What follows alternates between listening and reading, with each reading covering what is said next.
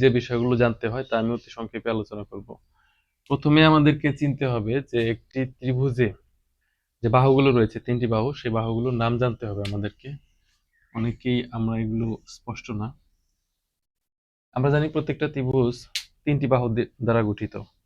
এর মধ্যে সাধারণত সচরাচর নিচের দিকে ভূমির সমান্তরালে যে বাহুটা থাকে সেটাকে বলা হয় ভূমি, অর্থাৎ জমিন বরাবর জমিনের সমান্তরাল যে রেখাটা এটাকে সাধারণত ভূমি বলা হয়।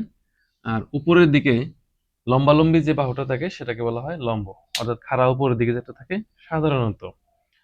আর এটা ত্রিভুজের সবচেয়ে বড় যে বাহুটা সেটাকে বলা হয় অতিভুজ।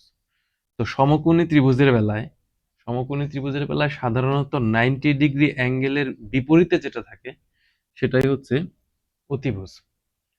আর এছাড়া আরেকটা বিষয় আমাদেরকে অবশ্যই মনে রাখতে হবে, তা হলো একটা ত্রিভুজের যে কোণ নিয়ে আমরা আলোচনা করছি সেই কোণের বিপরীত পাশে যে বাহুটা থাকে সেটাই সবসময় লম্ব। অর্থাৎ এই ক্ষেত্রে যদি আমরা এটাকে, ডান পাশের এই কোণটাকে যদি কোণ হিসেবে বিবেচনায় নিয়ে থাকি তাহলে তার এই বিপরীত দিকে এটাই হচ্ছে লম্ব।